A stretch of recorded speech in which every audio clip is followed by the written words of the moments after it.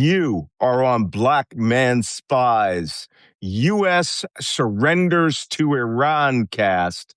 And I am your host, Malcolm Nance. I am the Black Man Spy. And usually with me, I have Jacob Carsbo, Danish intelligence officer extraordinaire. But I do have Wajeeh, the gay lion from Minneapolis, Minnesota, here talking all things geopolitical related to the Middle East, North Africa, and hopefully starting tomorrow, the rest of the world, because crazy things are happening. The craziest thing that happened this morning was Wajeeh and I were on for 10 minutes waiting for this Substack to spool up. We started and it did not start. That previously scheduled one, it just hung up there. So we had to It was restart not this. happy with us. It wasn't happy with us. And, I don't know whether that was me, whether it was them, whether it was the universe, but I am in a very rainy day era, but I have pretty fast Wi-Fi today, internet.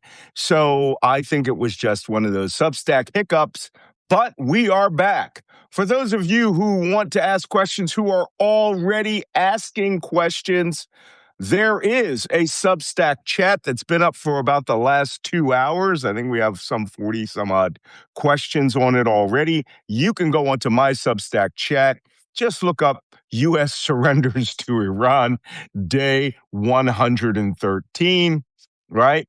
And you will be in the right place to leave your questions. I've already started answering questions there this morning.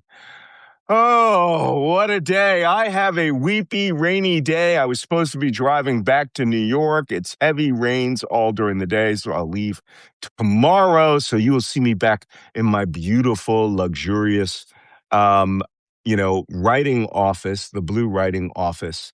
But in the meantime, I have to sit here in the land of mosquitoes and chase my naughty dogs off the couch. Wajeeh, how are you?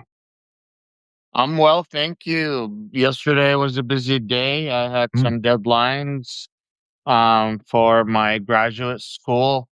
Before I had to mm, consider moving to Canada, I was accepted for my master's. So I had some deadlines to finish, and I'm wow. happy I got some of them done. So I officially have my student ID card, and You're I legit. feel back. Yeah, I'm legit now. I feel back. I feel like a child again, but it's all good. Did you Um, did you bring your teacher an apple? I did not meet my teacher yet. No, Okay. Well, you will at but some point. usually I bring a baklava. A buckle. That's a good bribe. That's an excellent bribe, as a matter of fact. I was adjunct faculty at a school in Australia and New Zealand. Let me tell you, every Friday, what's funny about Australia is every Friday, everyone goes out for a drink as a unit, right? If you're in a school, it's your class. If you're in a business, it's your business office with your bosses. Everybody goes out for a little down on Friday afternoon. It was quite fun to be sitting there going, "Oh, I'm drinking with the students." But that's not the way it works in the United States. Well, I see you have your mug from your handicrafts from some Yes, sir. backwoods, Wisconsin, West Virginia handicrafts. I am on my Italian espresso mug, my Alessi mug, here today because I want to take my hot flaming coffee in short amounts here today because we have How a many shots is in load that to talk. mug? I don't know about that mug. That's like four. Here is the container that it's kept in. That's all espresso, y'all. In case you wonder why I'm so dynamic first thing in the morning.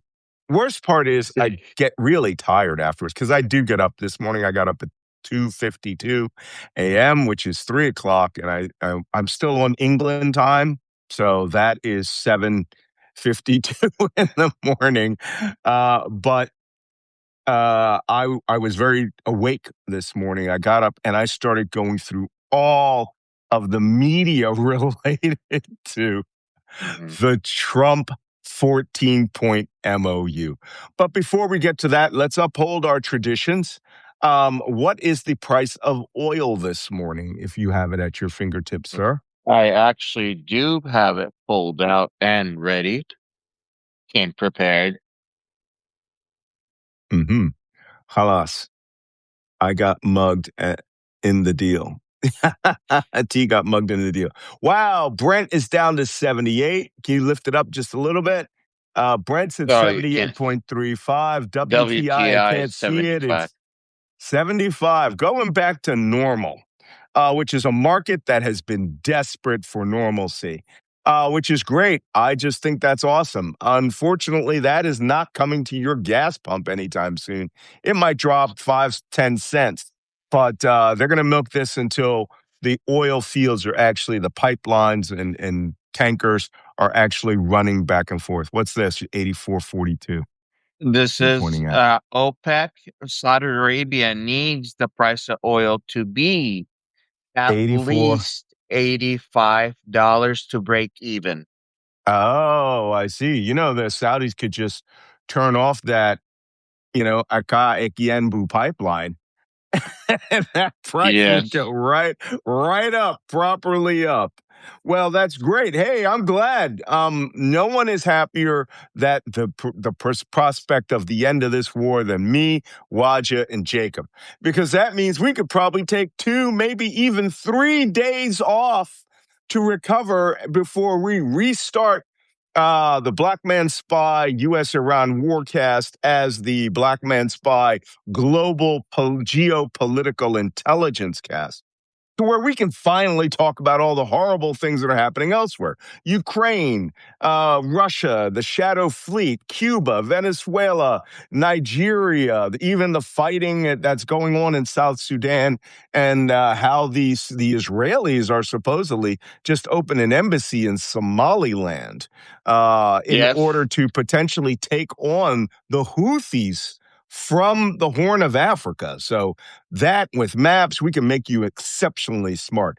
And we're going to be talking a lot more about one of my favorite subjects, which is travel. A lot of people have posed questions to me on my Substack about travel. Like, what do I do? How do I travel? Let me tell you, I have an insanely organized travel system. I have travel bags that have knitted labels on, not knitted, but we have sewn labels on them that are Velcro. I can exchange them.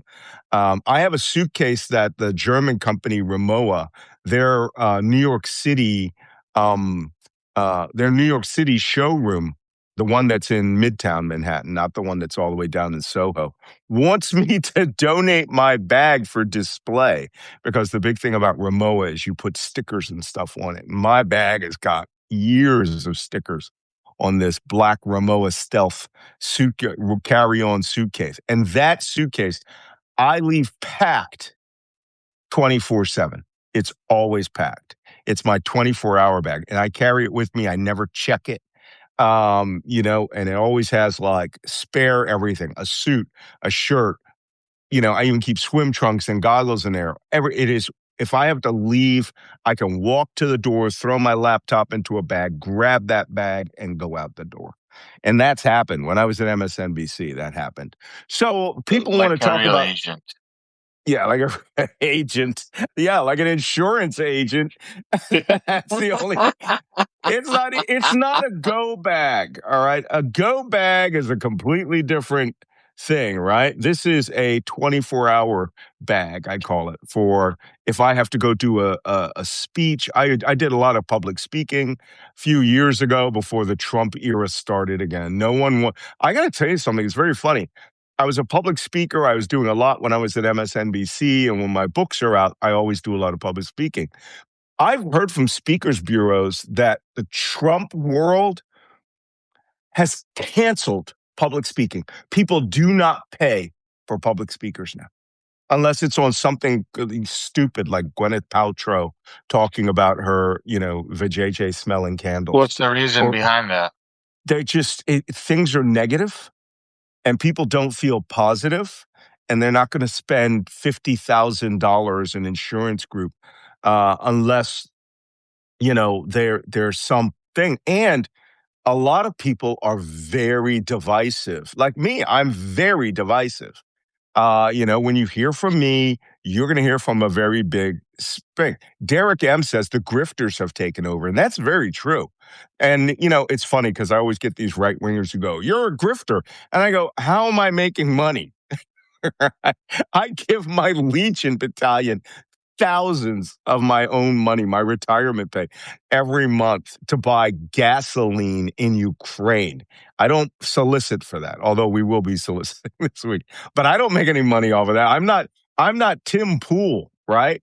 That grifter got paid $100,000 a month from Russia to shill for them. Clearly, the Mossad got the message when they said that A I only hundred? am worth that I 100,000 a month, dude.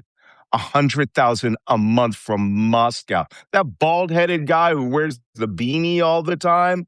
They went to the top 10 Republican influencers, were paying them $1 million a month for all those guys. And they're like, "Oh, liberal grifters. Name one. Someone name." I'm not even liberal. I'm straight down the middle of the road, slightly to the right. Or to the left. I'm Colin Powell level liberal, right? National security Man, strong, socially liberal.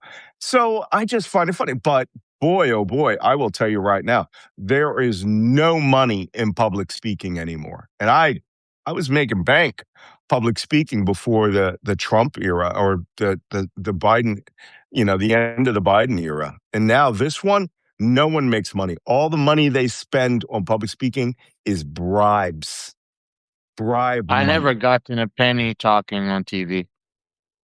No, no, no, no, no. Well, talking on TV is a different animal. There's three levels of talking on TV. There's a guest, where you just come on and you act as a guest. Then there is a paid guest, where you come on and they will work out a daily rate with you, about 300. No, I'm sorry, 500 was about standard for the guys who were up and coming. Then when they want to invite you on board as an employee, you're a contributor, and they pay you to come on television. And to give you an idea, and that's one, two, three, that's a six-figure job, a low six-figure job, up to $250,000, depending on who you work for. I was a paid contributor for MSNBC. They call them contributors and analysts. Same word. If you get paid, you're a contributor. And I got paid by MSNBC, and I made pretty good money. Walked away from it to join the Ukrainian army. And man, that went over like a fucking lead balloon. So a lot of people are like, "Oh, you got fired by MSNBC." No, I didn't. I refused to renew my contract. Didn't want to work for them anymore. Because I was in the Ukrainian army. I was on the side of good. And, as a matter of fact, I donated all of my royalties of my book. They want to kill Americans, to the International Legion. I spent easily $100,000. But guess what? We all needed equipment or we were going to die, right? Need a pickup truck or you die. Need new boots or you die. Get new uniforms, you die. New load bearing equipment, and I take that very seriously. I still fund my battalion. But How? you know what? MSNBC had already changed by that point. May Yes. may I ask you a Oh, I serious guess we're ready to question? start. Yeah. This is about Ukraine, really. So Mhm. the United States had no problem funding Al Qaeda in Afghanistan. Had no problem funding Mm. other terrorist Wait. organization. You're talking about funding the Northern Alliance against the Russians in Afghanistan. USSR. The Saudis funded the Afghan Arabs and actually That's hired right. Osama bin Laden. They became Al Qaeda after the Afghan war was over, and they killed the head of the Arab Alliance. So Al Qaeda, Al Jihad wouldn't even become Al Qaeda till 1991, if I'm not mistaken. That's right. So big hmm diff. But go on. We won't fund What, Ukraine though. what I'm well, this is not the only my confusion here is the priorities of the United States. We choose to fund, no, because it wasn't just Afghanistan, it was the Mhm. Syrian opposition in 2011, the certain extremist factions that we have supported. You know, Hmm. I was very close to the Syrian uprising, and I know a lot of the details that happened, and I know a lot of the factions that got supported. Right. M- Different places, but now it comes to Ukraine, where we're actually Yes. facing the Russians again, and the basic needs that soldiers need to survive a war: shoes, Yeah. vests, I know. helmets. But we can't fund that. Halas. Let's talk about this later because you're just going to get me mad. Okay, okay. Right? You're just going to get me mad because we don't, the United States, the only thing I think we're still giving Ukraine is a little bit of intelligence. And to tell you the truth, the French and European Union have supplanted us on everything. The Ukrainians are producing their own stuff. But, before we go any further, I know we've reached our mid banter level. It's time for us to talk about Donald. It's time Yeah, for us to take a good long look at this photograph and watch in abject horror the United States in the Palace of Versailles sign the instrument of surrender to Iran. You are looking at a photograph of Donald J. Trump sitting in the position of President of the United States, because he doesn't rank being President of the United States to me, signing the memorandum of understanding, the paper version, which, if you recall, he was supposed to sign it today with JD Vance, or tomorrow with JD tomorrow. Vance in Switzerland. But because Yes, Donald Trump's ego couldn't help it, he decided to preemptively sign the document right there, the MOU, in Paris, in Versailles, which would technically make it the Treaty of Versailles again. Because the last time an instrument of surrender was signed in Versailles Palace was in 1919 with what remained of the Austro Hungarian and German Empire, signing the instrument of surrender of the first Treaty of Versailles in the Palace of Versailles. Now, I don't know if Emmanuel Macron was trolling him, but for him to say, Donald, come over here to Versailles. And I'm sorry, I didn't see you were drinking. My French accent is actually I'm just mimicking my late wife, who had a great heavy French accent. Donald, come over here to Versailles and sign your treaty. It will be the Treaty of Versailles 2.0. What new, right? 2.0. And Trump is like, yeah, that sounds sexy. The Treaty of Versailles. verse. Well, I'm pretty sure. Um, Was he? I'm sure that he thought, I'm coming to Versailles. This is going to be awesome. Somebody said they had to send out for a happy meal for him. He actually. This is what he said. There's no This is what he McDonald's said. in Versailles, by the way. This is not a gold leaf. This is the real deal. This is this is the Palace of Versailles. And I'm like, That's right. okay, you understand that you're signing a treaty at a place where the treaty failed, right? Like Yeah. the World War I treaty, peace treaty failed. You understand that, right? Oh, yeah. Somebody just wrote that. Somebody just asked that. They asked, the first Treaty of Versailles led to World War Two. Is this going to lead to World War Three? Look, somebody called it Le Big Collapse. La big collapse. I just want to point out. I just want to point out that the top of my notes are surrender. The war is over. So while we are having a good time here, let me bottom line this discussion. By the way, I don't know if you have extra time this morning. We were requested yesterday to do extra time.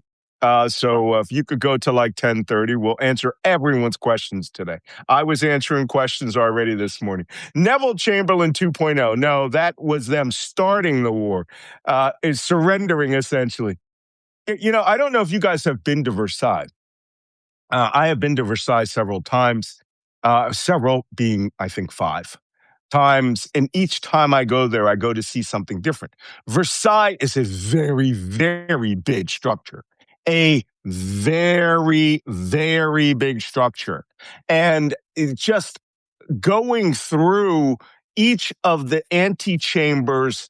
There's like three or four antechambers that lead to every significant chamber. So if you want to get to the king's bedroom, for example, there's an outer chamber for his attendants, right? There's another chamber for preparatoire. There's another chamber that's for guards. There's another chamber that is the prep to get to those four chambers.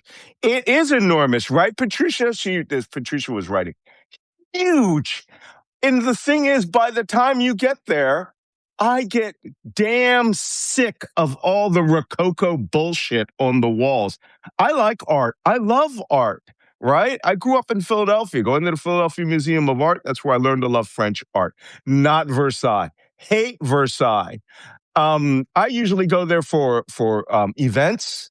I go for particular things. Also, I'm a big fan of a French TV show called Nicolas Le Floch. That's FLOC, and it's a detective series of where this guy is a detective for Le Roi. King Louis XV, right? Or Louis XIV. And they film it in Versailles.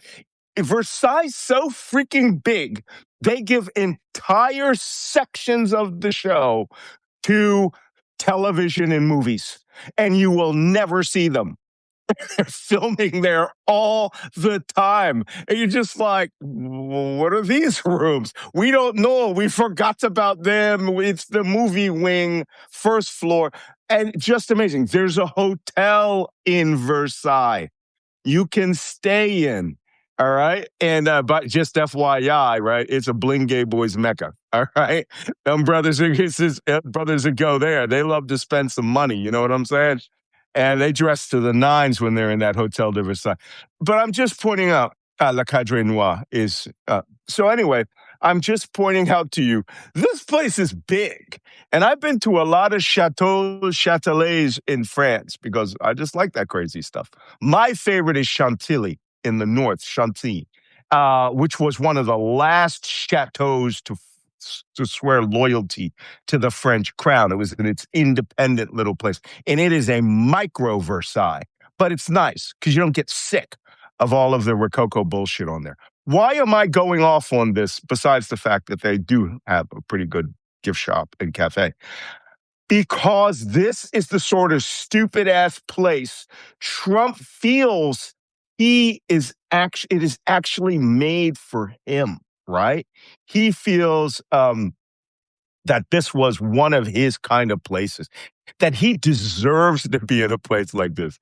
Dumbass bitch has no idea that it is best known for the people that were in it that were beheaded and the other one, which was the surrender in World War One. Okay.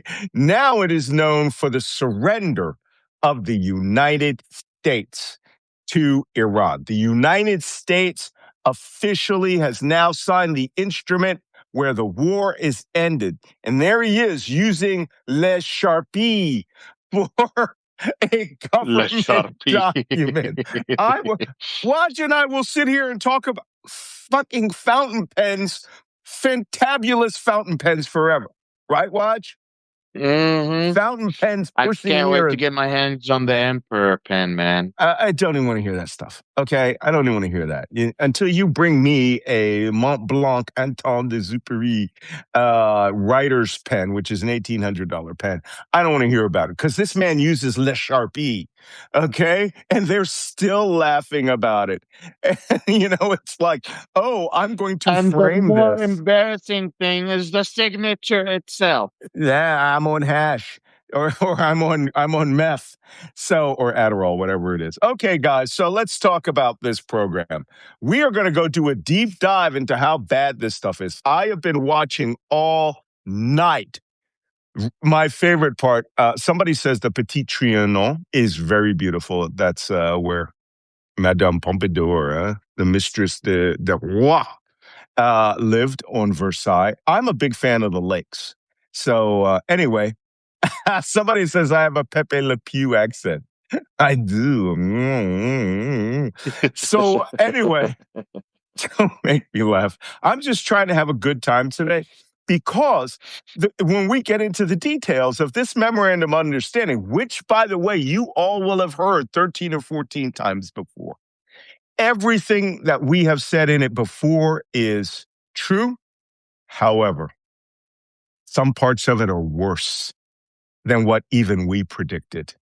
So, but Marie Antoinette played milkmaid. I know. I thought that was okay. Anyway, moving on. Wajeeh, we have the 14 points of the now official memorandum at hand? Yes, I believe so. Okay. Well, here's the president of the United States. Oh, I'm sorry. Um, hold on. Let me get that right. Here's this guy signing with his Le Sharpie this document. Can you read for us now that we're at half hour moment? Everyone is here. You all should just listen to. Here is the official MOU that has now been le signature, le ferme, right, by le con en chef. All right, the idiot in chief. So, thank you, Waja, if you please. One, an immediate and end permanent termination of military operation on all fronts, explicitly including operations in Lebanon. Two, There you go. Point number one. Everything that document, once Donald Trump signed it yesterday, theoretically, he docu-signed the other day. The war is officially over. So tomorrow, we are going to be resetting our countdown clock of Black Man Spy. And of course, it ends on Thursday the 13th. So we will be resetting it tomorrow.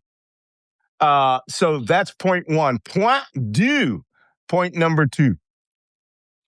a mutual commitment to respect each other's territorial integrity and refrain from interfering in internal affairs.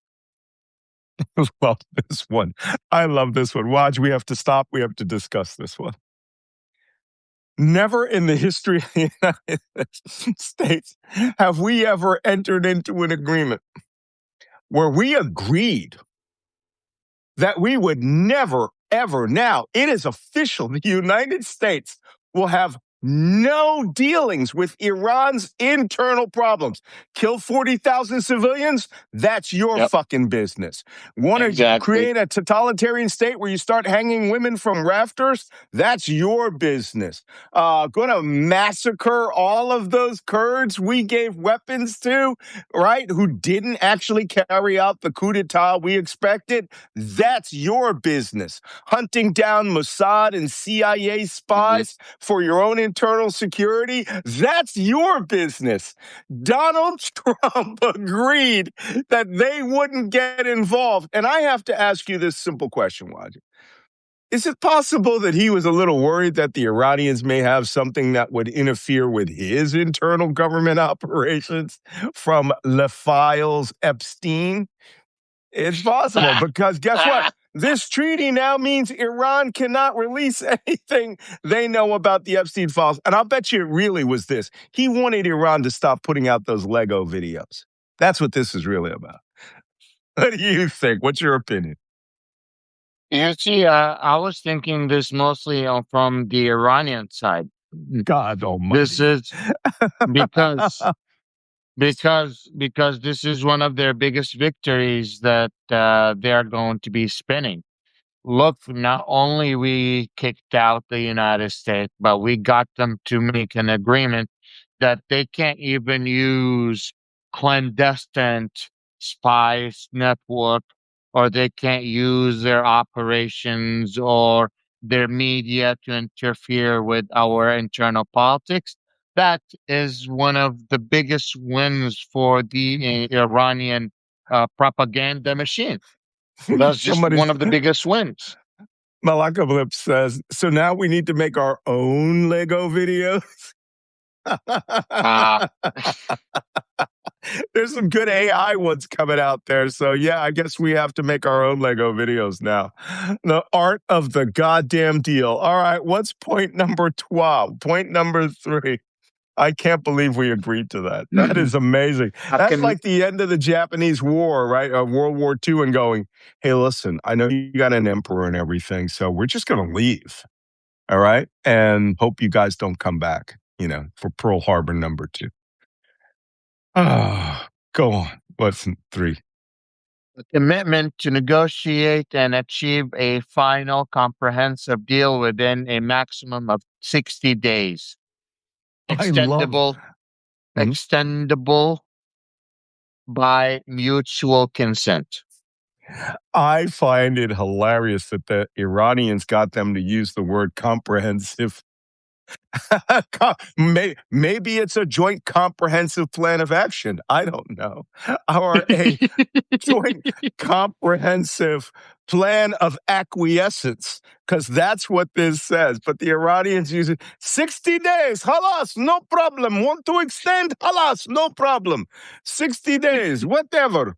What's next? Point number 4. The U.S. will immediately begin removing its naval blockade on Iran, Which started on completing the Sunday. Mhm. yes, completing the process within 30 days. Additionally, U.S. forces will withdraw from Iran's proximity 30 days after a final deal is reached. I can't even What does believe that. proximity of Iran means? Well, let me tell you, from Bahrain to Iran is just 102 nautical miles. Okay. Proximity means the region. Iran got us to withdraw from the Persian Gulf region. Now, the key to this is, do we withdraw from Ali Salam Air Base, from Camp Arif Jan, Camp Bueling in Kuwait? They're really close. Those bases are very close to the Iranian border, and they're less than maybe 50 miles from the Iranian border. So Iran is going to hold us to this, that we're going to withdraw from the region. Central Command headquarters in Bahrain has been fucking leveled, right? I mean, you got to go to the mall to get an ice cream now. And that's on the other side of Manama. It's going to do that. So the Iranians, in essence, have got the United States to promise to withdraw all of its forces from the region. I have never, ever heard such a thing, ever. 1985 was the first time I had to deal with that region. And we had been living there since the Shah of Iran's time. But Donald Trump, art of the deal. Holy cow. Borat fucking negotiated. I shit you not. Go on. I bet you if they said Borak, he would have done a better job, honestly. He would have. He would have gotten some things out of the Iranians, not I us. think, Go yeah, I ahead. Go think ahead. Go he's a ahead. better negotiator. Iran will ensure the safe, toll-free passage of commercial vessels between the Persian Gulf and the Sea of Oman for 60-day period.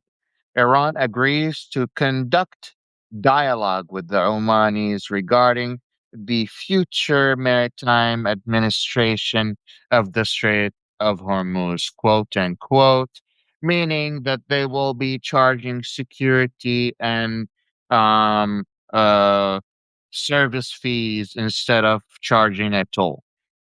Yeah, that's for sure. Well, I like the way that they say they're not going to do it for 60 days, right?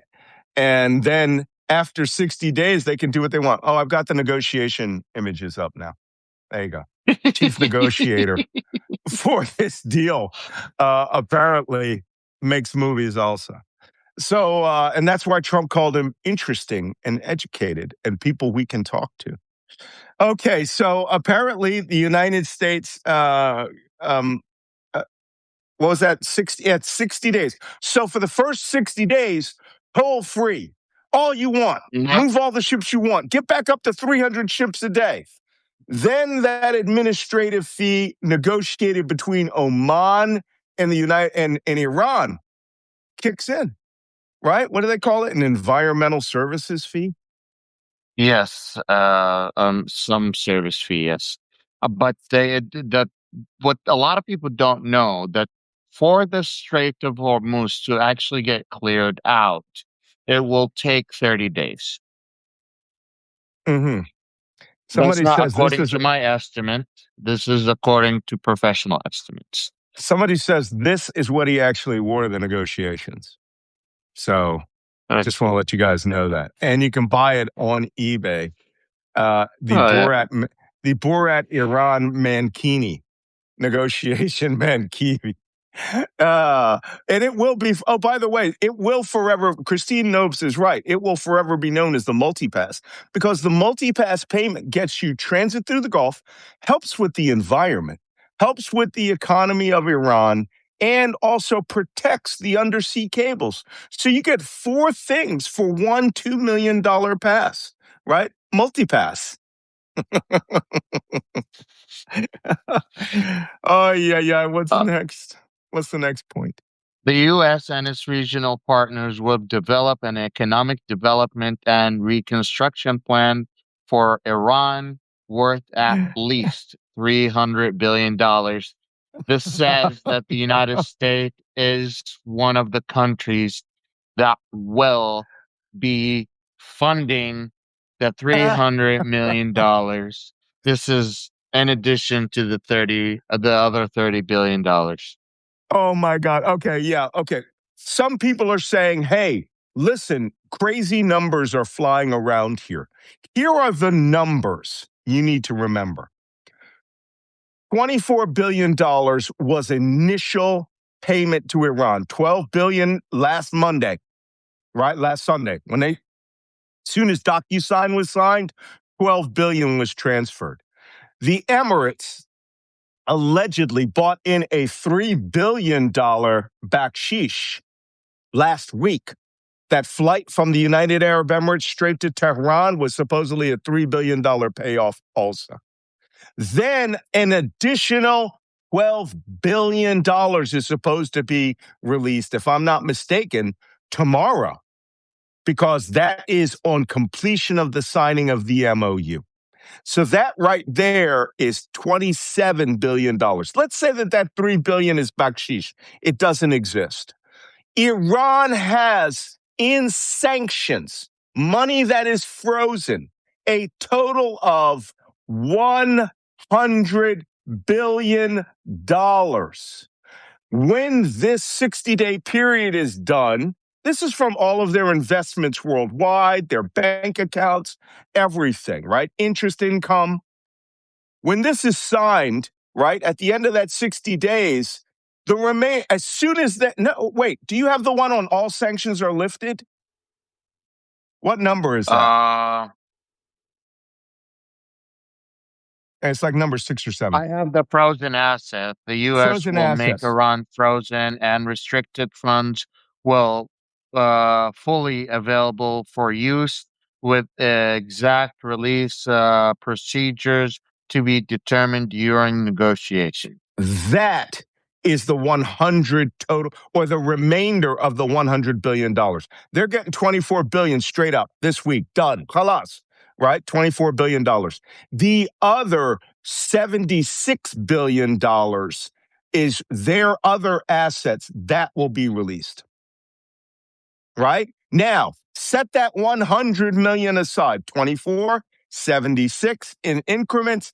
The $300 billion is a commitment by the Arab states and the United States to invest that money to the reconstruction of Iran, of the things the United States blew up. houses, oil refineries, bridges. But most of the things we blew up where? Army bases, IRGC bases, missile facilities, naval vessels, port facilities, oil pumping stations. That's what that 300, let's be honest, that 300 billion is not going to the IRGC. The first 100 billion is going to the IRGC. That money's already been released. The IRGC is already buying new air defense. We're hearing Belarusian companies are already smuggling surface to air missile launchers for vehicles to Iran through the Caspian Sea. That money is going to make Iran great again. Mm. It's going to be underground tunnels. It's going to be IRGC cities underground, and everything that was destroyed is going to get smacked. And let's be honest, the guy who's going to collect on this is named Mujtaba Al Khamenei. Taba Khan. This guy He's doesn't gonna have even some realize. mullah. Oh, the mullah with mullah. The mullah with mullah. That's Mullah, right. mullah, mullah, wa mullah, mullah fi mullah. God almighty. Oh, mashallah. This is not funny. Who gets to supply the ships to the new and improved Iranian Navy? I don't think they're going to buy a new and improved Iranian Navy. And if they do, it'll be Chinese Navy warships. Because guess what? Every damn thing we blew up in the war, the Iranians said about a month into the war, towards the end of the war, it was only 200 billion they were seeking. And we've given them 400. Tell us, don't take what we owe you. Take double. Will that make you happy? So many drones, as Derek M says, so many drones. The IRGC is going to all high-speed boats. They're going to have 100 out there at a time. They may even install an actual toll booth for one of those giant arches. They'll call it the Iranian Victory Arch in the middle of the SOH. And as your ship passes through, it does license plate billing and scans your multipass. Oh my God! Yeah. Somebody You says they ready for wish. number 7? Hold on. You're Somebody ready says for they number wish. 8? Yeah, hold on. They said they wish they had what was in my coffee. What I have in my coffee is fucking high jinks. Okay, this is just coffee. I can't laugh as much as the shit Trump does. What's number 8? Mashallah. Just tell me what. I know I'm not gonna. I'm putting my coffee cup down because it's gonna be mad funny, isn't it? You're already laughing. Okay.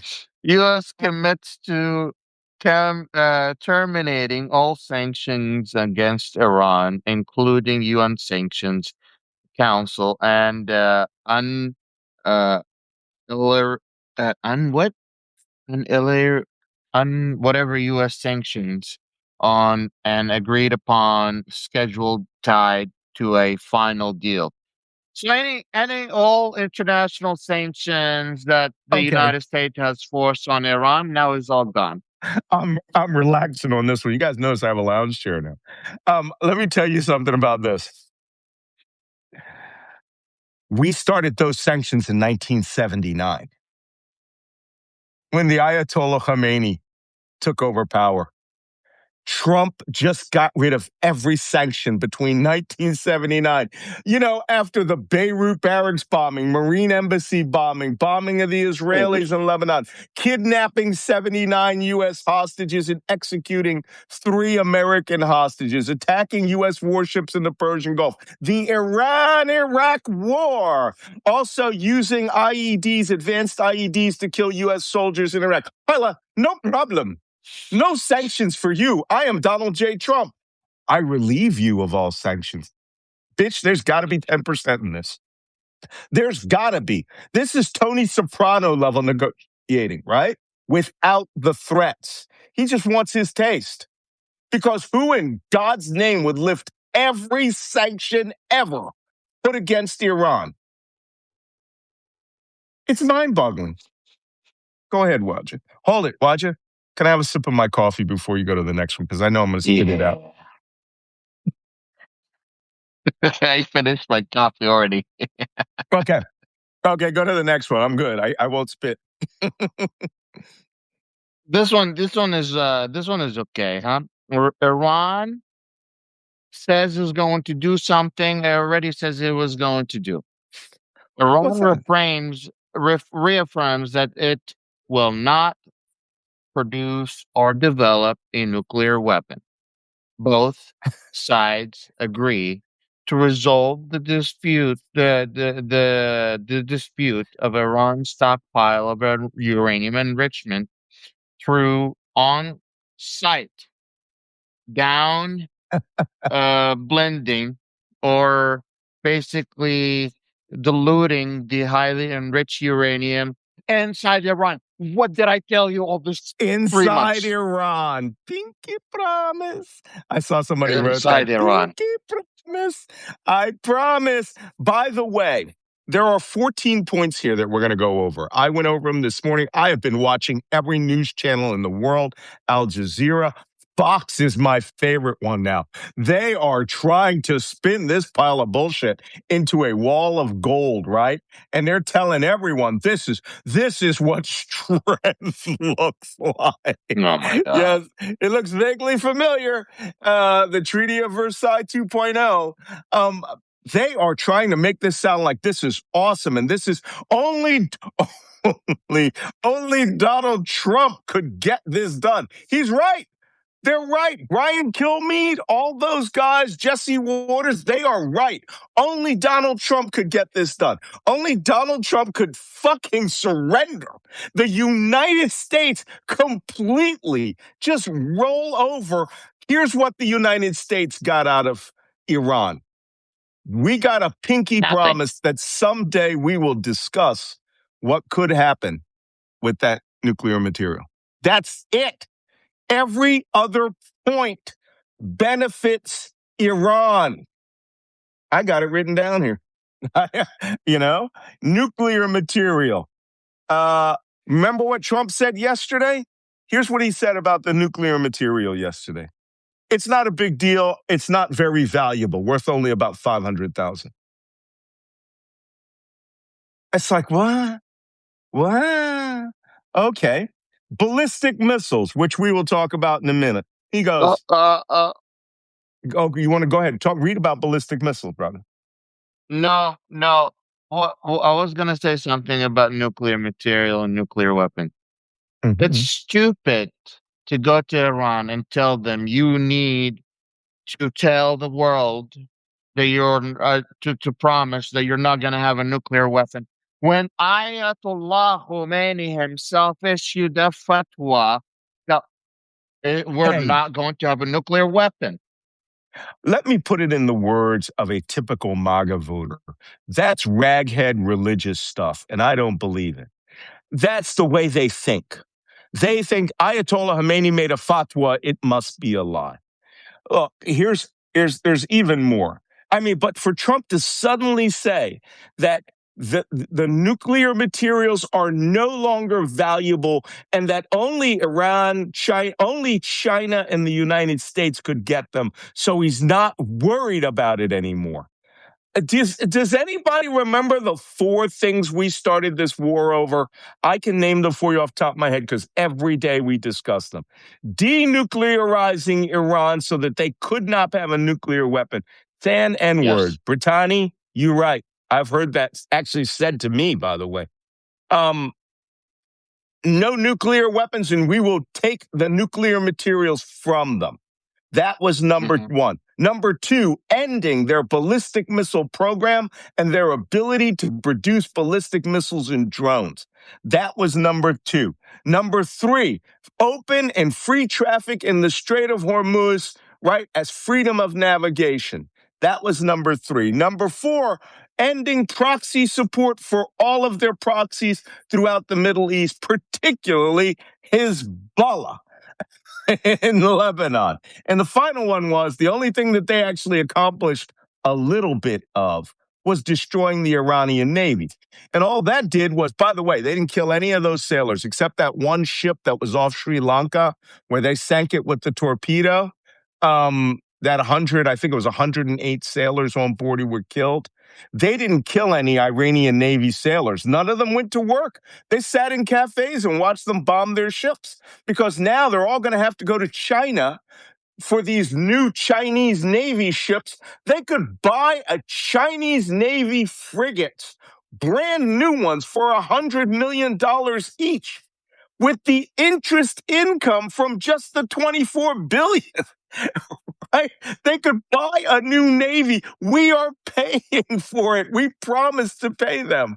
And you know what? If I was them, I wouldn't. I'd buy 50,000 high-speed small boats, and I'd have them patrolling the entire Persian Gulf day and night, just to remind everybody who is boss.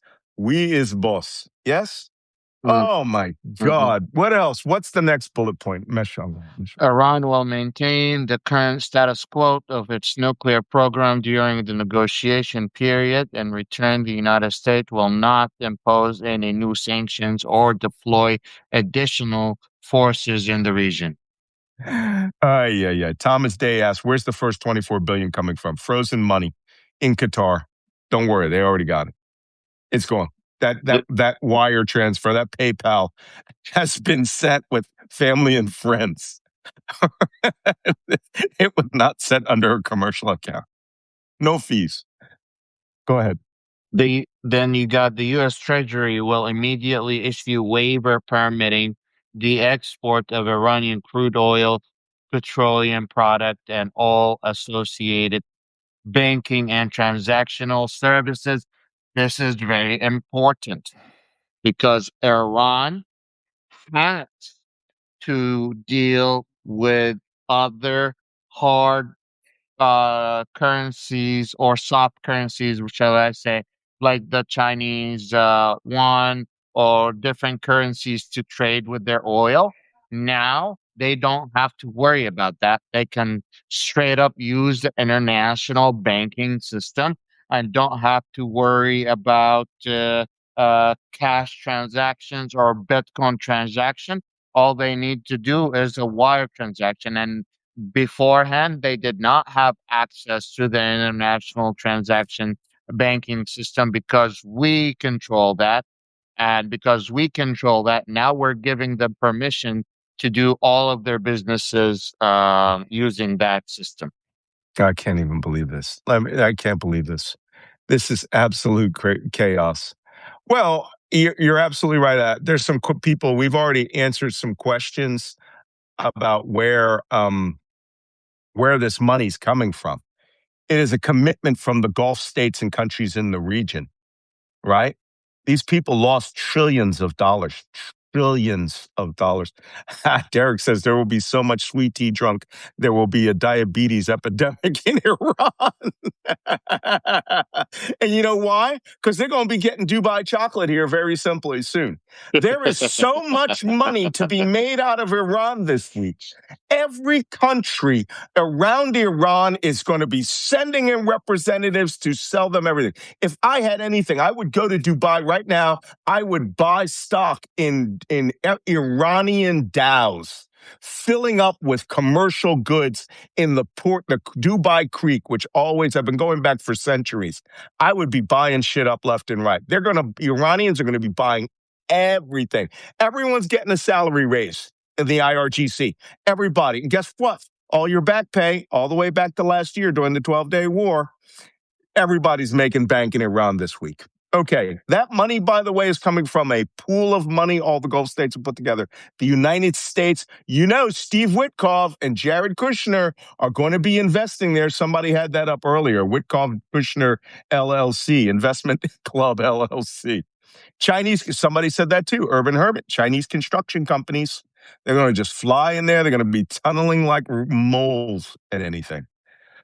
Okay, Watcher, what else? Formal negotiations for the final deal will explicitly commence once key provisions, specifically the ceasefire, including Lebanon, Including Lebanon? blockade removal, maritime passage, oil waivers, and asset unfreezing are actively implemented, that's when the formal negotiations will proceed. Both parties agreed to discuss Iran's broader nuclear energy needs and enrichment capabilities based on a framework to be established in the final deal, meaning after all of these previous things are implemented and taking place, the ones that I just mentioned. Once all of these are taken place, then they sit down and have talks about Iran's future nuclear prospects. And then the last one is the finalized peace agreement will be officially endorsed by the branding of the United Nations Security Council resolution. Yep. Oh, I only heard one thing the United States could hang their hat on. Someday we might talk about nuclear materials, which will be done in Iran someday. Otherwise, pay it up, pay up, all sanctions gone. All money is yours. Here is more money. I can't believe it. So There's here is more one of my. money. I'm not going to play the video because I don't want to violate copyright on here. But those of you who know me know that a few years ago I was on Real Time with Bill Is it a Maher. news video? It's a news video. You can I play was. it. Can we? I was on Real Time with Bill Maher with a young upstart named Ben Shapiro. And what I find interesting about Ben Shapiro is, unlike me, because people say, Malcolm, your lighting is awful on here. I was not handed $10 million by Sheldon Adelman to create a news organization. Then, when I was handed that at age 22 or 23, I wasn't handed another $50 million by these guys. So I went on Bill Maher with Ben Shapiro, and I suddenly realized that this guy's a fucking lightweight. All right. And I used to say things like this. I realized that I had what we called a barracks lawyer. In the military, it's these guys who think that they know the rules and regulations, and they just talk gish gallop all the time and talk bullshit. And that was Ben Shapiro. And he was supposedly teaching me about critical race theory. And I said, critical race theory is not real. You guys are just making this up. He goes, well, when I went to Harvard Law School, which, by the way, Ben Shapiro went to Harvard Law so he could say he went to Harvard Law. He was paid to go there. Never went through the bar. He's not a lawyer. He has never been on any bar. So, somebody says the CIA has frozen my Wi-Fi. I don't think it's the CIA. It's the Mossad, apparently. That's what I keep hearing. So anyway, Ben Shapiro goes on there and he's like, his strategy was to put words in your mouth. And he goes, well, you support critical race theory. You support critical race theory. And I said, no, I don't support critical race theory. I support, meritocracy as much as the next guy. But no, you support critical race theory. And my late wife had a statement that she used to tell me. She said, Malcolm, when you get angry and you're about to insult someone, did you know that you get a sing-songy voice just like right before it? I had no idea I had this tell, right? And so my next thing I said to Ben Shapiro was, I just said that. I didn't support it. You're putting words into my mouth. Sing song. Right? I didn't even know I didn't even know it that I was setting that guy up. And then he goes, yeah, that's exactly what you said. And then I said, is this what you do on your show? Because you suck at it. And boom, the show was over. And the next thing he says is, well, this is why I sleep on a bed of money. And it's like, okay, thanks for coming there, Buckwheat. Adults are talking. Ben Shapiro is a waste of time. But what he is propped up with almost $100 million of money. And now Ben Shapiro, acting as a mouthpiece for Trump today, says, what does he say? He says the problem is not Trump. So if we can play news, I'm going to. Okay, I just froze up for a second because I got to put the volume on. And let's hear what this guy says because he throws not Trump under the bus. He proceeds to throw J.D. Vance under the bus for Trump. Wow. I've said many times, the president deciding to go into Iran and to hit nuclear facilities in Operation Midnight Hammer, and then to go after Iran's ballistic missile facilities, nuclear facilities, Army, Navy, and Air Force in this current operation was the signal act of political bravery, perhaps of my lifetime. With that said, this MOU appears to be, just from the text, a disaster that does not achieve any of the actual signal goals that were set by the administration at the beginning. There were effectively 5 goals that were set by the administration at the beginning. One was ending the nuclear program, not just nuclear weapons, no nuclear enrichment, zero enrichment. That is not in the deal. With missiles ended. That is not in the deal. And the president today suggested that ballistic missiles should actually continue to be held by the Iranians because the Saudis, our allies, also hold ballistic missiles. Then you have the support of terrorism. That is not part of the deal. Anything that looks like an attempt to end terrorism, a permanent opening of the Strait of Hormuz toll free. Not only is that not in the deal appears to have a provision allowing Iran and Oman to attempt to toll the strait after 60 days. And then finally, the idea that Iran would receive some sort of sanctions relief after all of those things happen. We are already seeing from day one relief in their ability to ship oil out of Iran. In my opinion, the vice president of the United States, the chief negotiator on this particular project, has not well served the president. So just to clarify. So the negotiator, the person who negotiated, J.D. Vance, did not serve the president well. There it is. We talked about this yesterday. Throwing J.D. Vance under the bus for this deal. Because guess who signed the deal at first? J.D. Vance on last Sunday, right? Trump only signed what J.D. sent, right? Oh, my God. For those of you who are wondering, I used to refer to Ben Shapiro as a chipmunk on meth. So, in case that's there. And then you've got these crazy caterpillar eyes going on with this thing. You think this guy would get a stylist? No way. All right. No way. But my favorite part of usually the White House does have a stylist for the president. Usually they do have. No, not for JD. No, I'm talking about for this guy must use JD Vance's stylist. And he, instead of putting the mascara on here, he puts it all over his giant caterpillar eyebrows. But this is what happens when you're handed millions upon millions of dollars. If someone were to hand me 10 million bucks right now, I would have the most amazing, right? Realistic, progressive channel. I'd hire everybody, right? Joy Reid, Alex Acosta. It would be the channel to watch. And I wouldn't even put it on fucking mainstream TV. I would put it strictly on YouTube. We'd have 100 million followers on there. And then I would have a show where we make fun of these guys, right? Just laugh at these guys because they are, he says, the most, what was the phrase he just said? He said the greatest act of political bravery. Really? Really? Okay. Let me go back to that picture of him surrendering at Versailles. These people, I mean, the problem is that no one talks to them as adults. Until I was on Bill Maher with this guy, no one had ever insulted him to his face. And that's my badge of honor, is that I was like, this is what you do on your show? You suck at this. And the next day, Variety had an article in there about it, right? Like, Malcolm Nance, terrorism guy from MSNBC, tells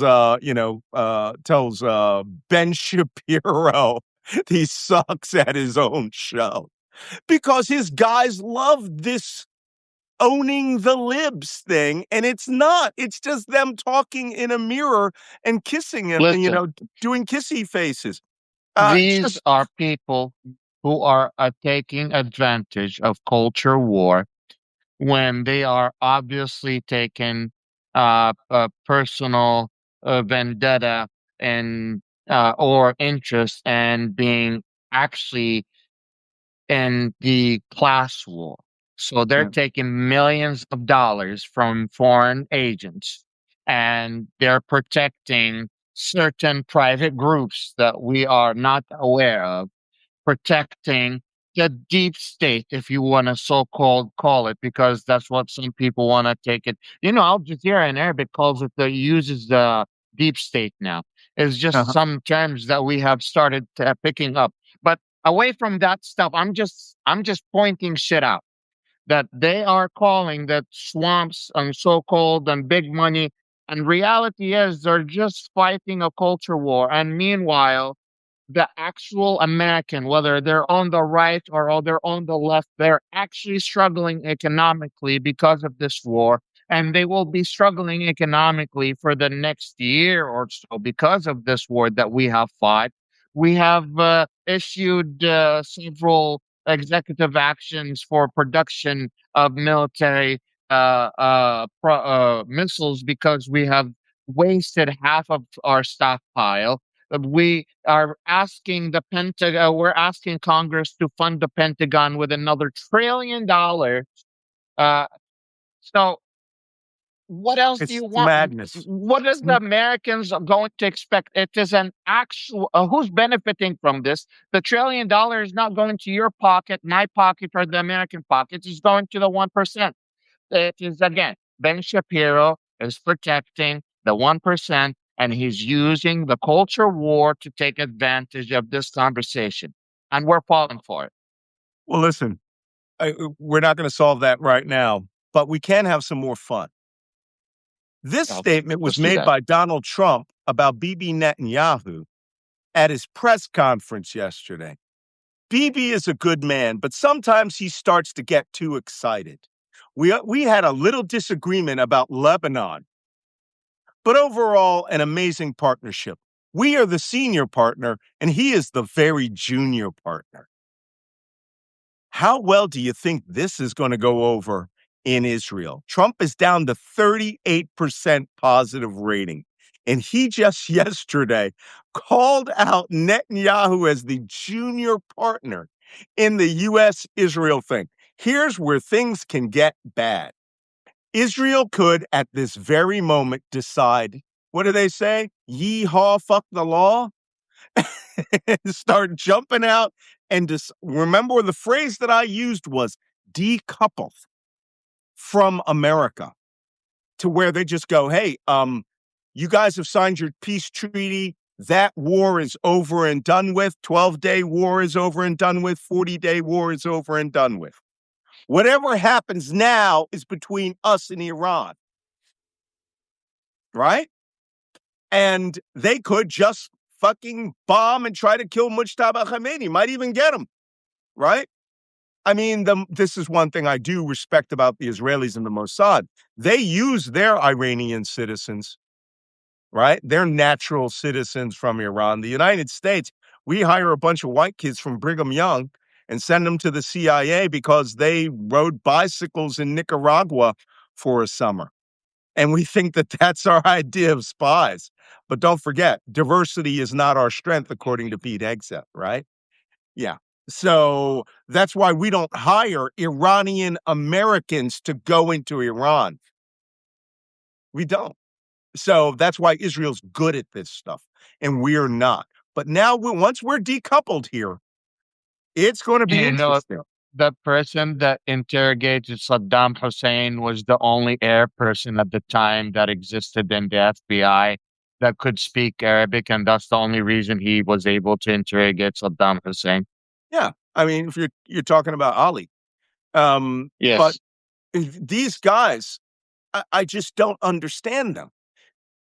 This group of idiots, I won't call them an administration. I will tell you professionally, this is a professional intelligence assessment. This group of idiots, okay, really think that they know what they're doing.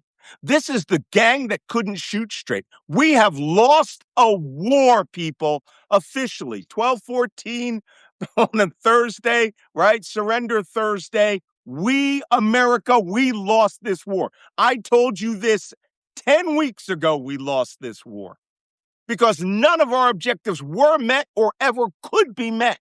We used every damn thing we could on the Iranians. There is only one weapon system we didn't use, and that was atomic bombs. That's it. We used everything in our entire inventory. And now look where we are. The United States is assisting Iran, assisting the Gulf states in paying Iran $300 million investment dollars for us to get that off ramp to the Strait of Hormuz. And how many? We were on 113 days, maybe 110 of those days. I said, Trump is desperate for an off ramp. He was so desperate, right? He blew off Israel, and now he paid Iran to end the war and gave them control of the Persian Gulf. The Gulf states out there now are at Iran's mercy. Now, the best thing about it is they could spend another $1 trillion defending, buying weapon systems to defend themselves, and they should. Because Iran now has Iran realized they didn't even have to use the scenario I told you they could use, which was invade the United Arab Emirates, invade Kuwait. They could have fucking gone to Mecca with their army, and they didn't have to. Somebody wrote it earlier. They're on their 400th cup of tea, right? And now I'm going to use something somebody wrote a little earlier. I can't remember who wrote this. Iran developed a tea and tunnel strategy. That's how they're going to fight from now on. They're all having another cup of tea, and they are going to tunnel underground till it looks like that, an underground city. It will look like fallout bunkers under Iran. They probably even get those blue and yellow jumpsuits, because they now know it works. Every weapon system America had did not work on them. Every country in the world. North Korea is like, more tunnels. Everyone's going underground. There you have it. The only benefit I can say, I hope this relationship fracture between Netanyahu and Trump continues, because that means we will not see the ethnic cleansing with the United States at hand of Gaza. The Israelis might want to try it themselves. God knows Ben-Gvir has said it himself that he would rather get rid of those Palestinians, 2.2 million people. But we're not doing that for a beach resort now, because now Israelis hate Trump. And Trump, has told them that you will do what I say. Here's the actual quote, called them the junior partner. You will do what I say. We said this 2 days ago. Trump said, Netanyahu will do whatever I want him to do. How well do you think that's going over in the Knesset? So we're going to find out. Yikes. Wajeeh, do you have anything else you'd like to talk about before we go to questions? So Trump's actual approval points in Israel before the MOU was plus 25, 30 points. Now it's actually negative 26 points. So we have actual numbers on that. Trump approval rating in Israel is not doing so well. We saw that 46-point flip. 46 points. Right now he's at 38% approval in Israel, maybe lower. Today, I'd like that poll taken again. It's probably 25%. Yeah. This photograph, this cartoon that was on Twitter, pretty much sums it up. Trump has declared Iran the winner. Mhm. And my favorite part of the press conference yesterday, I will not play you that press conference. It's 20 minutes long, but he comes out and says Iran needs missiles to defend themselves. He's not concerned over the ballistic missile program anymore. And here's my favorite part. He goes, well, Saudi Arabia has missiles. Well, yeah, remember I told you about the secret Saudi ballistic missile program that's in the mountains of southwest Saudi Arabia? It's like 30 missiles, right? He was also saying that Saudi Arabia, the agreement with Saudi Arabia, that they would be the only ones to have the access to the high advanced missiles from the U.S. between the Gulf states. no longer applies. He's going to Not sell it apply. to the rest of the Gulf states. Yeah. We were going to give you THAAD. Now anybody can buy it because you know what? We're desperate for money. But this is amazing. Trump is now down on Netanyahu, and this is where I want to see Netanyahu whip it out. All right. We'll see Netanyahu whip it out. See if anything related to Jeffrey Epstein starts coming out. It's going to be fascinating. Okay.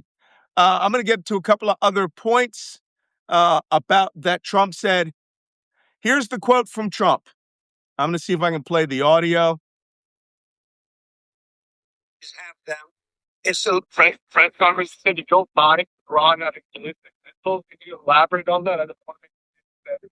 No, I'm saying that if other countries have them, it's a little bit unfair for them not to have some. A ballistic missile is not the same thing as what we're talking about when we talk nuclear. But if Saudi Arabia and Qatar and they all have some, I would say in relative proportion, I think it's okay. That's what I mean. Iran has like 20,000 ballistic missiles. Right? Somebody asked, why did I go to Brigham Young? I went there for a National Security Agency program in Libyan dialect. So I went there for a semester at the Y. That's what they call it. And it was hilarious. 1985, Libyan dialect at Brigham Young. Woof. Oh, by the way, my hotel room at the Provo Excelsior was the largest storage of liquor in Utah outside of a U.S. military base. We had a 6-foot table of booze. So just FYI. But I was young and stupid. Anyway, that's it. They should have ballistic missiles in proportion. Just absolutely crazy. He's flipping on everything he ever said. He even said that he never said that he was going to come to the rescue of the Iranian people. He never said that he was going to do regime change. How many freaking times have we talked about this?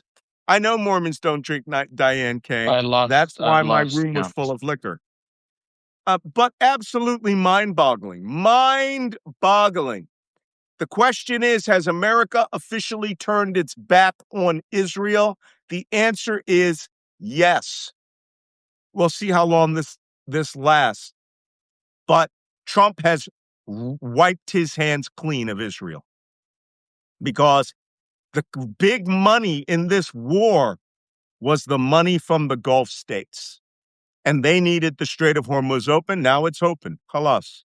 I told you there were two sets of devils on his shoulders. The one on the left was Hegseth, Marco Rubio, Netanyahu, Ben Gvir poking him. But 500 businessmen losing trillions on the other shoulder won this battle.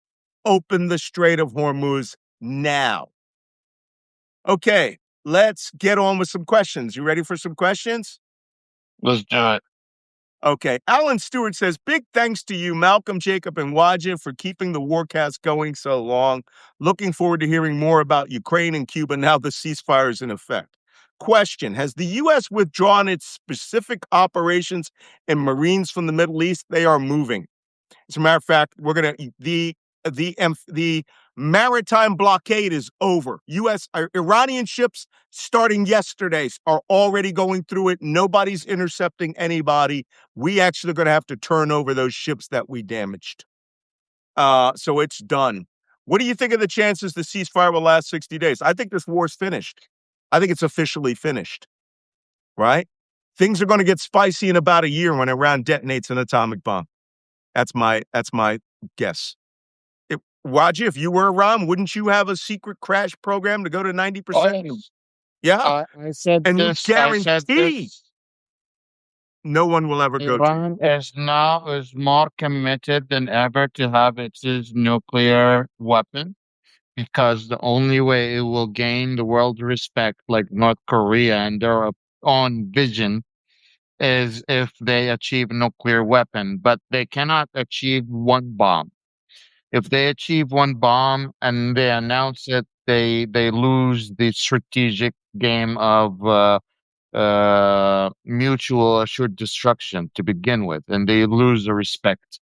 Yeah. So once they do something like this, they need to have a comprehensive program.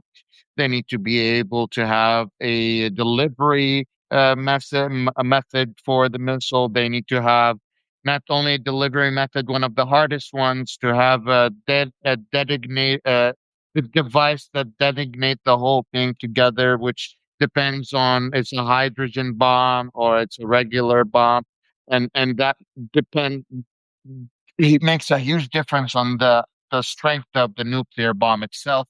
So yeah, no, they have to have a comprehensive program, and that program will be in a secret mountain somewhere that we probably haven't found out about yet. That we haven't found out about. And they're going to start digging those centrifuges out immediately. Immediately. But, there's a question here. Robert Lawrence Gioia says, when will Iran bomb Israel? They won't. And here's why. Because they're going to be too busy counting that money, yo. Not gonna fucking bomb Israel. I'm sorry. We're putting money into the money counting machine. We're a little busy right now.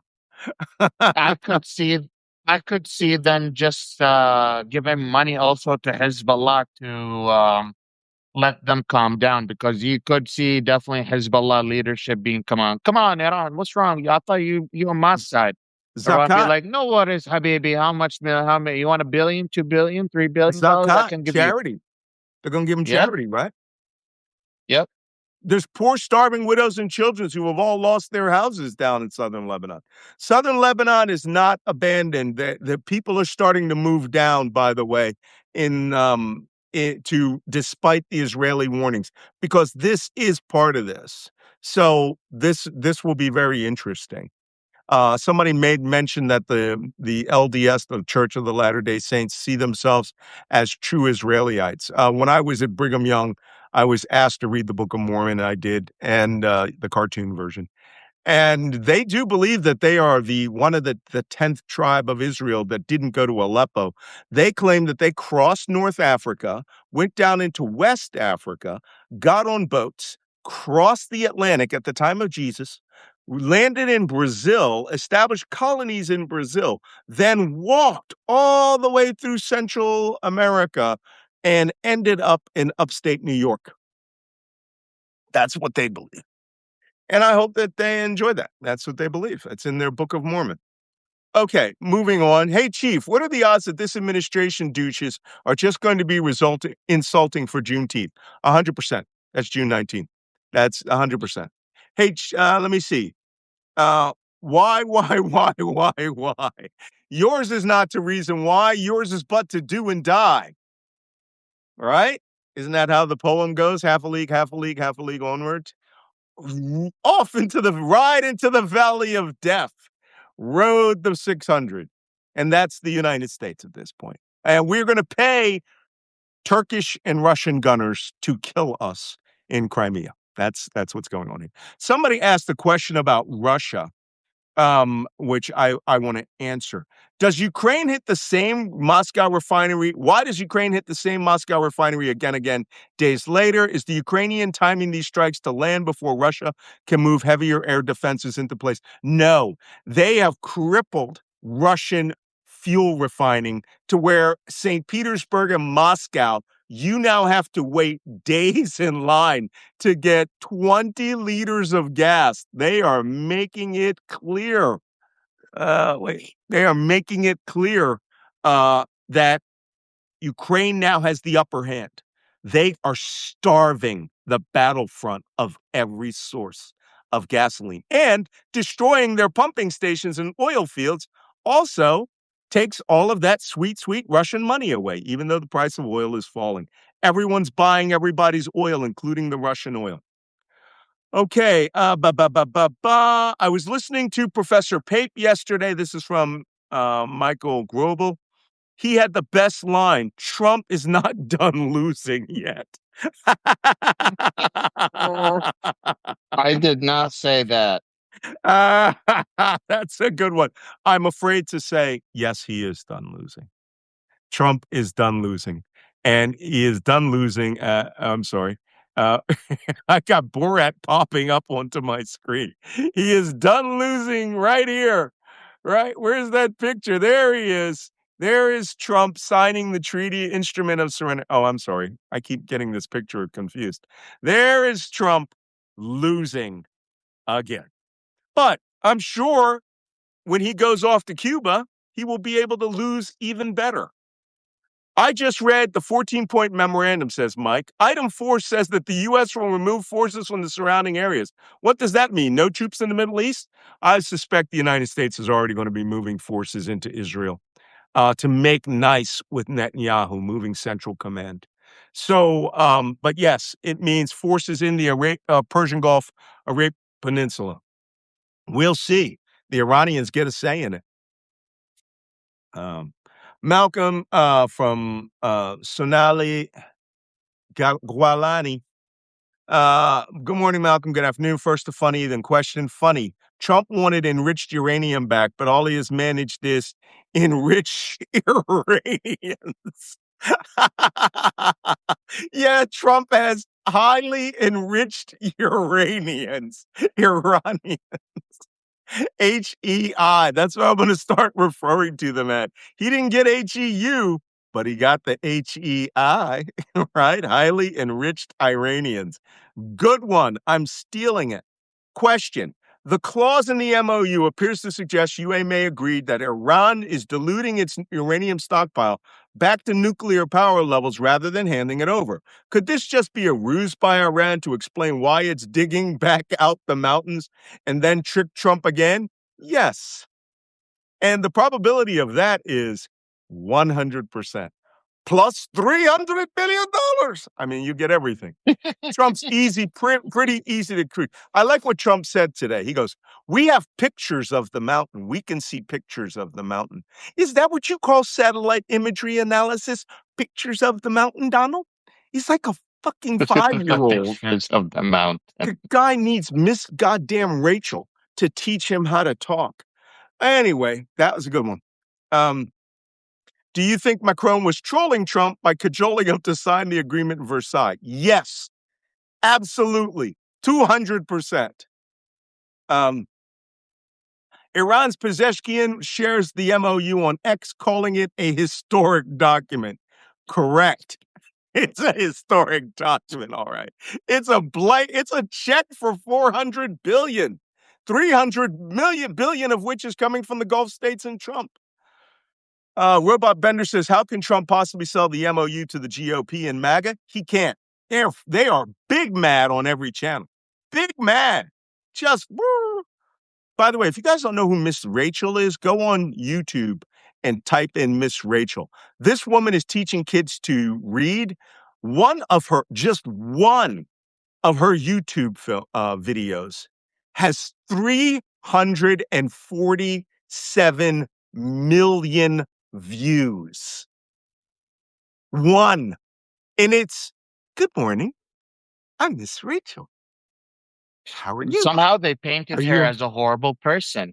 She's awesome. I watch Miss Rachel, and she's talking about they're mad. MAGA's big mad because she was talking about the 500 children under the age of 2 that we are holding in secret fucking prisons. Yeah, Miss Rachel should be mad. They can't watch her show. Oh, good God, there's nothing going on. But I'm getting nothing from Jacob or Waj today. Oh, Linda, Jacob is on sabbatical today.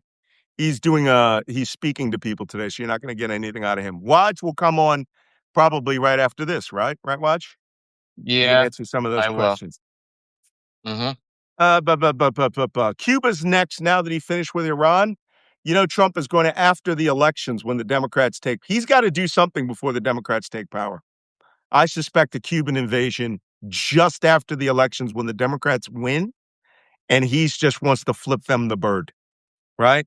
That's going to be a much longer war than 20 days, than 113 days.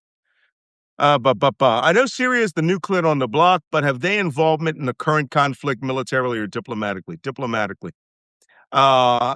So right now, he made big nice with Trump, so Trump likes him. So we'll see. That guy is one suicide bombing away from bringing Syria back into civil war. So, That's right. he put a suit on when he went to put a Lebanese suit on when he went to see Trump. So he looked good. And Trump loves him because he was wearing a suit, even though this man And was a member change of his Al Qaeda. terrorist name from Al Julani to Mhm. Yeah. let me stay quiet. Let me stay quiet. Oh, wait. Somebody says, Malcolm, there's said no McDonald's in Versailles. I've lived there for 4 years. What? Oh, yes, there is. Many years back, it took my 3-year-old daughter in there in 1991 after her first day. You know what? I don't go. If you're talking about that main drag that leads out to the road towards Paris, I haven't seen one. You got to hunt for that. Is it in a mall or something out there? You know what? Maybe I just turned on my McDonald's blinders when I was there. But there is no McDonald's in Chantilly, right? That's my favorite. I love Chantilly. I always stay at a place out there called the Hotel Mont Royal in outside of Chantilly. Oof, incredible. Anyway, Waja, do you want? There are no questions. Oh, here's the question: is for each of you. This is for you, Waja. Ernie Rosado says, "What is number 47's failure is the worst?" Is the worst his fucking up his subcommittee on strategy, on logistics or information warfare, diplomacy or cyber war? That he refused to have any of those subcommittees and just pretend he can do all the planning and execution himself? What's your opinion? He is not prepared to be president to begin with. He has Alzheimer's. He has health issues. He's the most president that gotten his brain checked so many times, and he's the only president that had 20 doctors check him at once, almost like a relic that needs to be made sure that they're put together fragilely before. Listen, we never had a president that was an 80-year-old person. Mm-hmm. We have a decaying government We filled do. with people who are dying. We need young energy, people who can keep up with the newer generations of the United Yeah. States, Yeah, that we can we keep don't up want with that the new technology. 58-year-old black lady who is smart, right? No, we got to choose an 80-year-old senile octogenarian who wears literally diapers, pees and poops himself, which you can see on camera. We are weird. And I'm sorry, I blame MAGA for all of this. All of it. Killing 168 children. They don't care. Pain and suffering is their child rapist. Thank you. Pain and suffering is their way of validating themselves. I'm sorry, Wadji. Go ahead. No, we have Mitch McConnell that keeps getting in the hospital. We have also the Democrats is filled with people who are not Mitch, Chuck Schumer is also getting old. Nancy Schumer needs to Pelosi go is because he getting doesn't do old. a damn thing. We have so many old people in Congress. We have so many old people in the Senate. We have so many old people in the Supreme Court. We have so many old people in the White House. It is sickening, not because they are not fit for the job. No, we need to have some representation of all people. But the reality is majority of the United States is newer people, and the technology has gotten advanced so fast that our older generation just cannot keep up anymore. And it's very embarrassing to see any of them coming up and talking about cybersecurity or talking about surveillance or talking about drones or talking about national security, especially when it comes to any of these uh, uh, s- uh, really important things. The United Arab Emirates is one of the first Arab countries to issue an age limit for social media and kids. The United Arab Emirates, the United States hasn't done that. China, and it's China, has limited a number of hours that the kids can spend on social media. And let me add for you something that's very important. The kids in China, when they open TikTok, It's the same exact logo, same exact app. The algorithm gives them teaching lesson. Here's a history lesson. Here's an English lesson. Here's a social study lesson. And after Right. you're done, close the app and you go. Meanwhile, our kids open social media and all they see is dance, purchasing, come and buy my products, and they get lost and they spend all the time on those platforms and they lose their minds. Our kids are talking to AI that are teaching them how to have Absolutely. intimate sex and have horrible shit. We're having issues with some of the LGBT community, but you don't have issues with how AI is talking to your kids. Like we need to, we need to have some priorities checked out. We need to keep up with AI. We need to keep up with laws and regulations when it comes to our Let me tell safety you, and security, and we're just not there.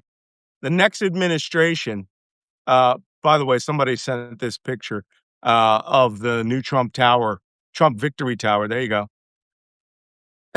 This this is the new proposed Trump Victory Tower. Watch. That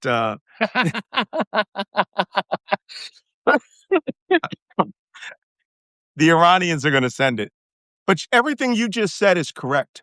America is going through, somebody mentioned it a little earlier, my friend Ruth Ben Ghiat, who I loved interviewing, that America is going through a moral collapse and we are not good people anymore. 77%, 33% of America hates the other two-thirds of the country and feel that they are entitled to rule over them like in a kingdom.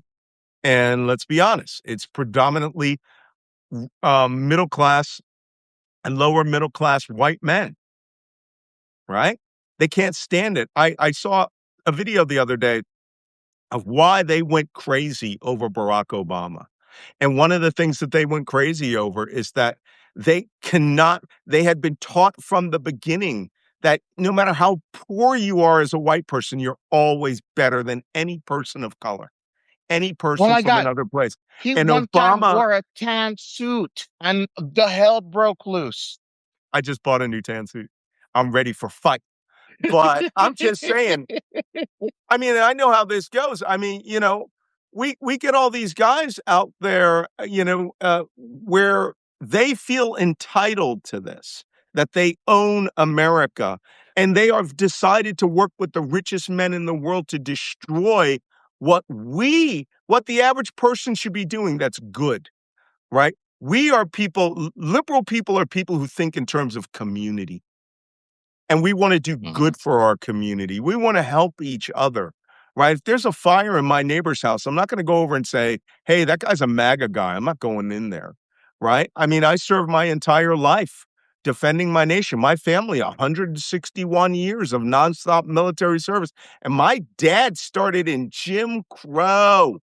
He retired just as the Civil Rights Act. So his entire life, he had to drink out of different water fountains, eat out of different places. Mom, dad, grandfather, great grandfather, great great grandfather. It's horrible. But we live in America where we've decided we've given up on what America is, that we are good and kind people. But I did see a video this morning that I thought was great because it was talking about when that day comes. And they said, when that day comes, we need to have such an explosive party that it tells the world what America really stood for. Right? And that most Americans are not like MAGA. Most Americans are not like that. And I get people who come out there like, you insulting veterans and all the da da da da da because who are MAGA. No, I'm insulting idiots. All right. I was trained to be objective. And my objectivity tells me you're a fucking moron and you're a danger to the nation Mhm. because you can't think. And I can't deal with a person that can't think, right? Survival is a thinking person's environment. So if somebody goes, Denise Clover says she's got her fireworks. This guy says, I have champagne standing by. Keep champagne, fireworks, and a clean suit. I already ordered a banner for my front lawn, 9 feet by 3 feet. So anyway, if you come to where I live, you'll know it because I have magnum bottles of Veuve Clicquot that I'm going to be serving in plastic champagne flutes in my front lawn for anybody that comes by. So I'm prepped for that. Now, all jokes aside, we have now ended the first Trump war and that war was an abject loss. Venezuela wasn't a war. It was a snatch operation. It was an intelligence operation in that we bought their government. But guess what? One of these days, we're going to wake up and Venezuela will have a coup d'etat. They will take possession of their oil. They will have already found another way to get it out through Chinese ships or whatever. And Trump will say, that was our oil. No, it wasn't. It wasn't your oil. You fucking stole their oil. And that oil's worth shit. It's tar, right? Somebody says I'm a prepper. Yeah, I'm a that special day prepper. All right, guys. Jimmy S says, sorry, I was dictating while driving. Do you think that while the U.S. has overtly distanced from Israel, the U.S., propose a U.S.-Israeli security merger to finance them covertly? We need to have a show about the National Defense Authorization, which has that Section 242 in it, which is talking about merging U.S. and Israeli security development and essentially turning the Israeli army into a branch of the United States Department of Defense. We need to have a Well, show about that. we definitely need to have about Section 224. Yeah.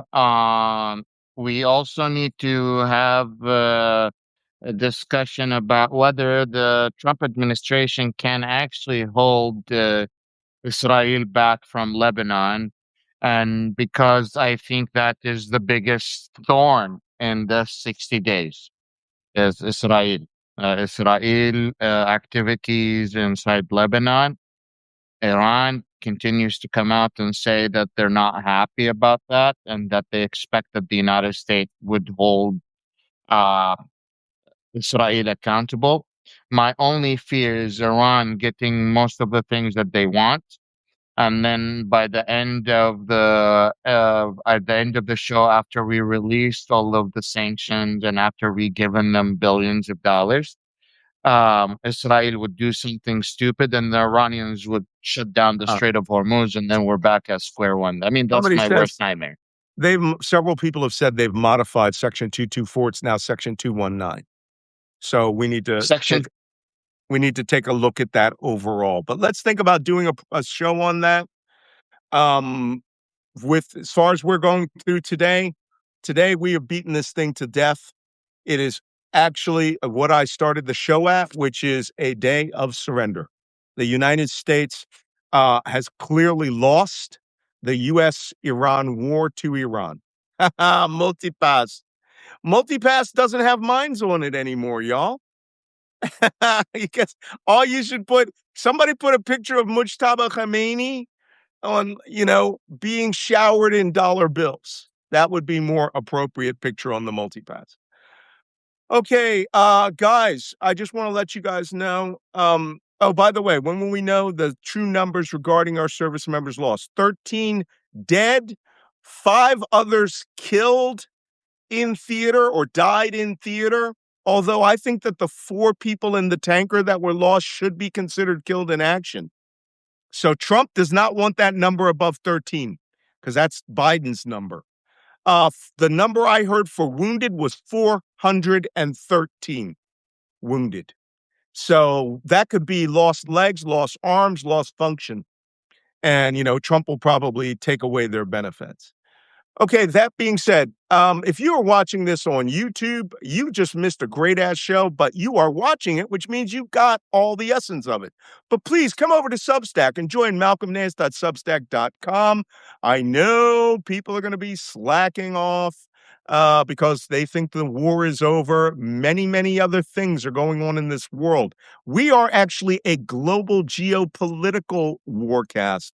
And we're going to be shifting out to European theater, South American theater, Indo-Pacific, and we're going to be buffing you up every day on everything. We might take a couple of days off. I don't know. I've got to go to a funeral on Tuesday. So that might be the day that we take a day off. Middle East is Roger. full of conflict. There's a lot of terrorist organizations out there that are still outgoing. Syria is still a complicated theater. Lebanon is still a complicated theater. You have Israel that just made its own connection with Somaliland. Somali and Somaliland has their own conflict. You have South Sudan and North Sudan. There's plenty of conflict that is happening that we haven't talked about. You have uh, ISIS is still existing in Africa. So the theater is not gone yet. This is still a conversation about um, uh, the Middle East and the bigger world as a stage. The world Yeah. is a connected circle, and if one of its vital spots is hurt, the rest of it is hurt. Is just how it works. Yep. And for those of you who are wondering if I'm going to be commenting back on US politics, yes, I will be. I will be doing probably a separate show about that every day, every other day. Because as you know, I actually run a political action committee called FAFOPAC. It's not F around, find out. It is focused action with focused objectives. I'm the guy All that was right, getting people to put signs on overpasses, overpass takeovers. That's my strategy leading up into 2022. But I will be asking some special favors from you this week. The remnants of the International Legion in Ukraine, I am doing two separate fundraisers. I will post those in the next couple of days. One is for Cars for Ukraine, which is a group that buys vehicles for the International Legion, or not the International Legion, for the Ukrainian army. And then I have a special team, Team Jedi. This is the one that I'm funding. The biggest expense that they have is two things: laptop computers and fuel for their cars to go back and forth from the battlefront. It is killing them. And I'm funding them. They want to know if we can create a battalion sustainment fund. So if you give a couple of bucks, those guys will actually have money for fuel and anti-drone systems. And you can go back, because now Ukraine's going to be the big thing, because we think Russia is about to crack and is about to lose. And I will maybe we likely be can do going an to Ukraine episode sometime where soon. the money that we get from that episode we can donate to Yeah. the Ukrainian. I'm happy to do that as well. Yeah, that'll be fun. And I will show you, some of the stuff that people have been asking for a long time. I actually, early on in the war, you were not allowed to have cameras on the battlefield. There were no helmet cams. There were no videos. You couldn't take an iPhone. As battalion intelligence officer or a intelligence chief, I was authorized to have a phone, so I did video and photographs and things like that. And I've never shown them to anybody because my memoir is coming out. So next year, there's a couple of photos in there that people can see. But I may bring that up to subscribers only, Slava Ukraini, and we can enjoy that and tell funny stories. And I have hilarious stories. But there's a big world out there, guys, ladies and gentlemen, and I like traveling it. I go through it all the time. I'm going back to Europe, uh, soon, I hope, because I've adopted a relative that's in the National Army or National American Cemetery in Normandy. So I want you to learn and get out there yourselves, right? Did you guys know you can go to Ukraine? You go to Western Ukraine, Lviv, yeah, there might be some air raid warnings, but it's a pretty nice place. You could go to Kyiv and other than the 8 p.m. air defense alerts and the occasional big loud noise, the war is not coming to you. The war is there and you can witness it, not as a tourist, but somebody who can get out and help. Same thing with going out and seeing the rest of the world. Big advocate for seeing the rest of the world, right? So, all right. Thank you for coming to this episode of Black Man Spy. Please, if you can become a paid subscriber, please become a paid subscriber because we know you're a subscriber because you're already on here. It's $7 a month. Same with Wajeeh. So please Subscribe to me. click right, subscribe, and follow Wajeeh if you haven't followed Wajeeh on here. Okay, we will see you tomorrow. We went, wow, 2 hours, Waj. I was having Yeah, just 2 too much hours. fun. The first hour is It just was over. good. Yeah, it was good. It was you, good. you need Maybe I as should much skip my laughter. episode today. You need as much laughter as you can get, right? That's right. That's right. I'm thinking about publishing an article or two today, specifically about what kind of sacrifices we have done, Mhm. or how is this basically a surrender in terms of a deep dive. So if you're Yeah. interested in that, keep an eye open. My channel already has a merch link. If you're interested in it, let me know. And I look forward to seeing you guys tomorrow or something. Yep. And I want to give my thanks. Well, hold on. Let me see if I can come up with it. No, that's not it. That's not it. Ah, there it is. To the chief negotiator of the Iran deal. Certainly has made a mark on American history, and that's Sacha Baron Cohen as Borat. So thank you all. See you tomorrow. Thanks for coming to Black Man Spy. We'll see you all tomorrow. Take care.